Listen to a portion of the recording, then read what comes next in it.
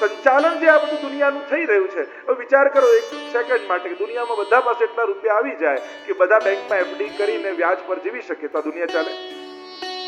આ જુદા જુદા કામ કોણ કરે? કોઈ માઇકનું, કોઈ ટ્રાન્સપોર્ટનું, કોઈ આનું, કેટલા કેટલા દુનિયામાં કામો છે. તો પછી કઈ કામ જ ન થાય. ક્યાંક જે આપણને વિપરીતતા દેખાય છે એનાથી સમાજનું સંચાલન થઈ રહ્યું છે.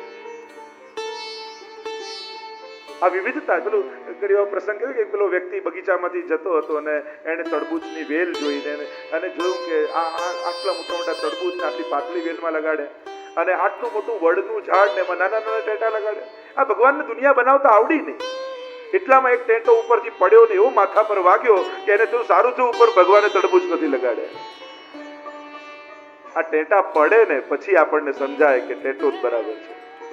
ત્યાં સુધી આપણને બધું આડું અવડું જ લાગતું. ભગવાને જે નિર્માણ કર્યું છે એ બધું એની રીતે બરાબર છે. ક્યાંક એ રીતે સમાજનું સંચાલન થઈ રહ્યું છે. માણસે સાવધાની એ રાખવી કે મારાથી કોઈને તકલીફ ન પડે. આ વિવિધતા સમાજમાં છે. વિવિધ સર્જન ભગવાન દ્વારા થયેલું છે. એટલે તમે પરાણે કોઈને એક જ વિચારમાં નથી ભેગા કરી શકતા, પણ સમાજ એ વિચારવાનું કે બીજાની વિવિધતાનો સ્વીકાર હું કરી શકું, બીજાની શ્રદ્ધાનો સ્વીકાર કરી શકું, બીજાની કોઈ બીજી ચોઈસ પણ હોઈ શકે છે એનો ખેલદિલીપૂર્વક સ્વીકાર કરું, એવી સમજ હે પ્રભુ મને આપજે. ભગવાન પાસે એવું માંગવાનું, એવું નહીં માંગવાનું કે હું જેમ વિચારું એમ બધા ચાલે. માંગો એવું કે બીજાનો બીજો વિચાર પણ હું સ્વીકારી શકું, એટલી ઉદારતા મારા મનને આપજો. આવી જો સમજ ભગવાન પાસે માંગીએ તો સમાજમાં બધું વ્યવસ્થિત ચાલે. તો સર્જનમ સર્જ, આ સમગ્ર સર્જન પરમાત્મા દ્વારા થયું છે. પ્રવેશ કરીએ કથામાં. વિદુરજીને ખબર પડી કે કૌરવ અને પાંડવની વચ્ચે યુદ્ધ થવાનું છે. વિદુરજી સમજાવવા માટે આવ્યા દુર્યોધન. જો દુર્યોધન ધૃતરાષ્ટ્રની મનમાં રહેલું પાપ અને મોહ દુર્યોધન રૂપે પુત્ર બનીને સામે આવે છે. જો ઘણીવાર આપણી વૃત્તિઓ આપણી સંતતિ રૂપે બહાર આવતી પ્રગટ થતી હોય ત્યારે આપણને એમ લાગે આપણો મનમાં દબાયેલો વિચાર આપણી સંતતિમાં પ્રગટ રૂપે દેખાય. ક્યાંક એક ખૂણે મનમાં રહેલો વિચાર એ સંતતિમાં દેખાતો હોય. જેના મુખથી ગીતાજીની શરૂઆત થઈ, ધર્મ ક્ષેત્રે કુરુક્ષેત્રે અંધ દ્રષ્ટિથી શરૂઆત થઈ અને દૂરદ્રષ્ટિની વાત ભગવાને કરી.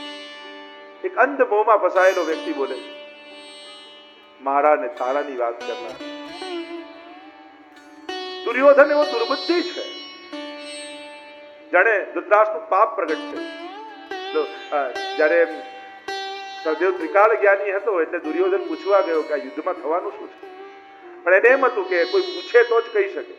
અને જ્યાં દુર્યોધને પૂછ્યું એટલે એને કહ્યું કે 18મા દિવસે યુદ્ધ પૂરું થઈ જશે અને કૌરવ હારશે અને દુર્યોધન તારું મૃત્યુ થવાનું છે. દુર્યોધન ગભરાયો ને કહેવા લાગ્યો, આનો બચવાનો કોઈ ઉપાય ખરો? ત્યારે એને કહ્યું કે કોઈ પુણ્યશાળી આત્મા તારી જોડે ઊભું રહે, તને સાથ આપે, તને આશીર્વાદ આપે તો તું બચી શકે. તો કે એવું પુણ્યશાળી છે કોણ? કે ભીષ્મજી.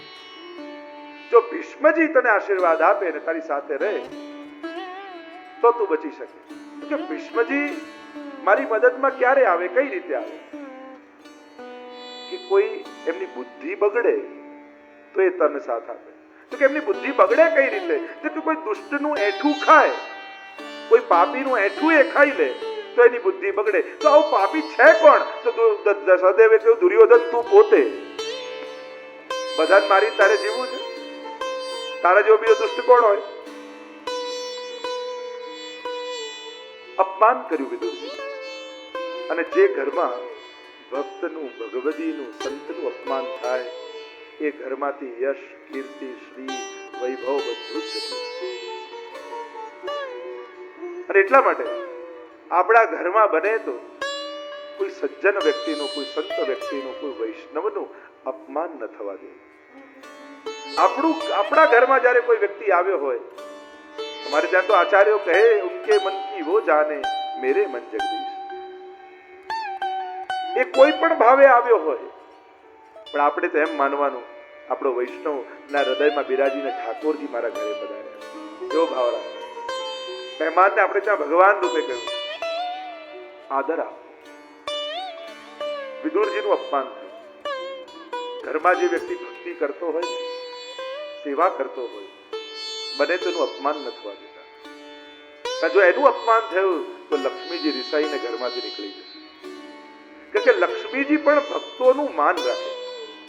જ્યારે લક્ષ્મીજી પરણીને આવ્યા ને ત્યારે લક્ષ્મીજીએ ભગવાનને પૂછ્યું કે આપને ત્યાં મોટું કોણ, કે મને ખબર પડે કે લાજ કોની કાઢી.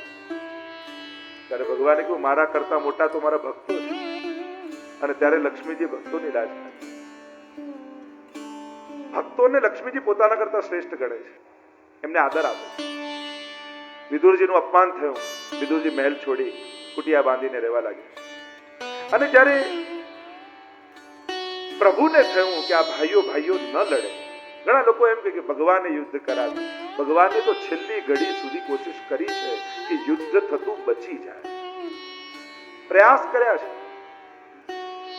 ભગવાન પોતે દૂત બની અને દુર્યોધનને સમજાવવા માટે આવે છે હસ્તિનાપુર.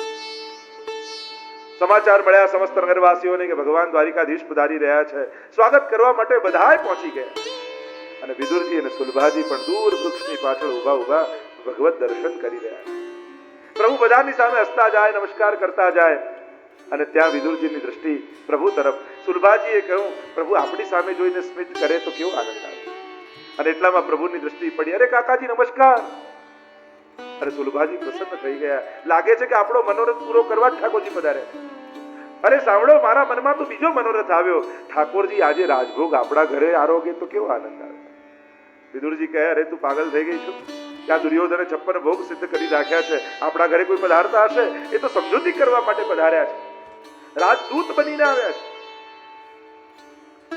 પધાર્યા દુર્યોધનને સમજાવવા લાગ્યા, દુર્યોધન 5 ગામ આપી દે પાંડવોને. હું પાંડવોને સમજાવી દઈશ, યુદ્ધ ટળી જશે અને આટલો વિનાશ બચી જશે. દુર્યોધન કહે, સોયની નોક ઉપર જેટલી જગ્યા હોય એટલી પણ યુદ્ધ વગર નહીં આપું. ભગવાન કહે તો હવે થઈ જવા દે યુદ્ધ. પ્રભુ નીકળવા લાગ્યા. દુર્યોધન કે આપના ભોજનની તૈયારી રાખી છે, ભોજન કરીને તો પધારો.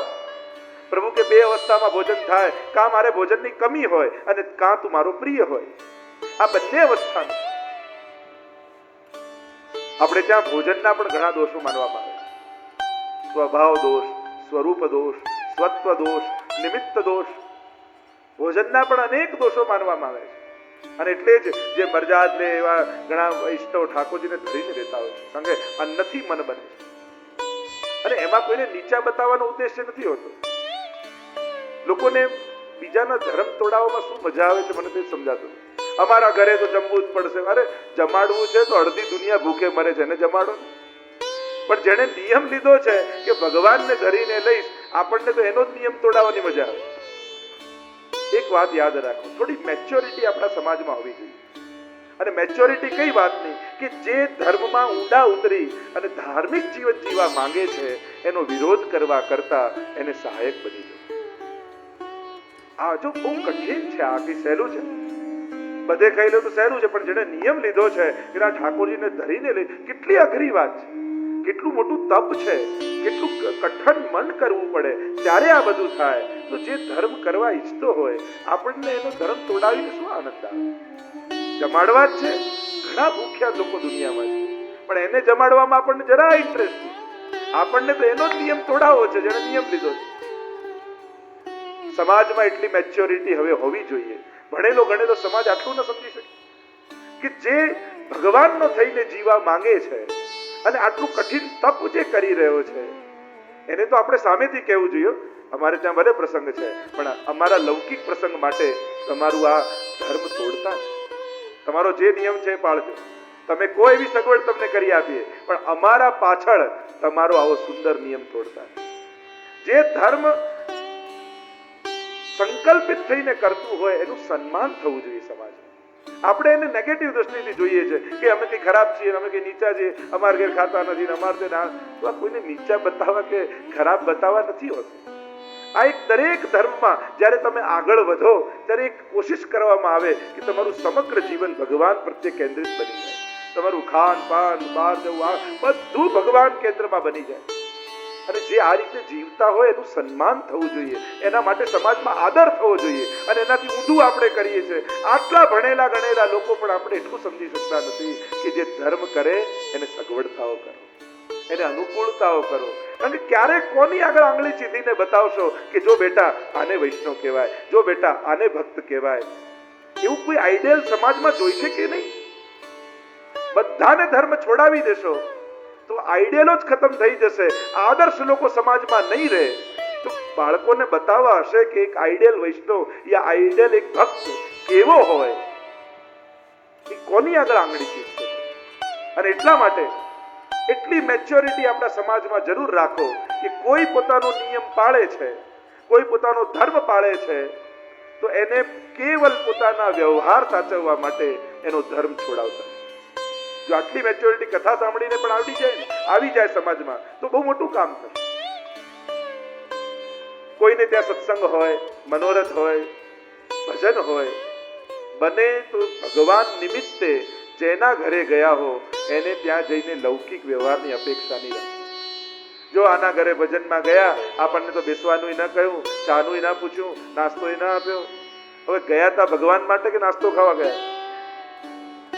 ભગવાન નિમિત્તે તમે કથામાં આવો, મંદિરમાં જાઓ, સત્સંગમાં કોઈના ઘરે જાઓ, એટલી મેચ્યોરિટી સમાજમાં જોઈએ. ભગવાન નિમિત્તે ગયા હો તો લૌકિક વ્યવહારની આશા નહીં રાખવાની. કારણ કે પેલો જેણે ભજન રખાવ્યા હોય એ તો બધાને સાચવવામાંથી ઊંચો ના આવે, એનાથી તો એકે ભજન ન થાય. જેણે પાઠ રખાવ્યા હોય એ તો એકે પાઠ ન કરી શકે. કારણ કે આવો બેન, આવો ભાઈ, ને આ બેસો ને અહીંયા બેસો, એ તો એમાંથી બહાર ના આવે. થોડુંક મેચ્યોર સમાજ થાય, સમજે તો ખરા આપણે ભગવાન માટે ભેગા થવાનું. એટલે જ્યાં જગ્યા મળે ગોઠવાઈ જવાનું. સત્સંગમાં કઈ સન્માનની અપેક્ષા ન હોય, જ્યાં ખૂણો મળે ગોઠવાઈને પ્રભુનું નામ લેવા લાગવાનું. આટલી મેચ્યોરિટી તો હોવી જોઈએ સમાજમાં. તો હવે આપણે આપણું સમજવાનું અને અનુકૂળ થવાનું. જેને પાઠ રખાવ્યા હોય, ભજન રખાવ્યા હોય, એ તો બિચારો ટેન્શનમાં જ ફરતો હોય, ક્યાંક કોઈને ખોટું ના લાગી જાય. લોકોની સમજ કેવી હોય? અલૌકિક સ્થાનોમાં, ભગવત સ્થાનોમાં જ્યારે પણ જાઓ, સત્સંગમાં જ્યારે પણ જાઓ, ક્યારેય પણ લૌકિક વ્યવહારની અપેક્ષા રાખતા નહીં. નહીં તો તમારું બગાડશો અને જેના ઘરે ગયા છો એનું બગાડી નાખશો. બંનેનું અલૌકિક બગડશે ને લૌકિકતા પ્રગટ થઈ જશે. અહીંયા પ્રભુ પધાર્યા ને કહેવા લાગ્યા દુર્યોધનને, મારું ભોજન તો તૈયાર છે. અને રથની લગામ ખેંચાઈને પ્રભુનો રથ વિદુરજીને ત્યાં ગયા. વિદુરજી પ્રભુના નામની માળા ફેરવી રહ્યા છે. તુલભાજી સ્નાન કરવા પધાર્યા છે. એટલામાં દરવાજો ખટખટ્યો. વિચાર કરો, તમે સવારે સવારે માળા કરવા બેઠા હો, ડોરબેલ વાગે, દરવાજો ખોલો અને સામે ઠાકોરજી ઉભા હોય, કેવું લાગે? આમ વિદુરજી કલ્પનાએ નહીં કે પ્રભુ મારા ઘરે પધારશે.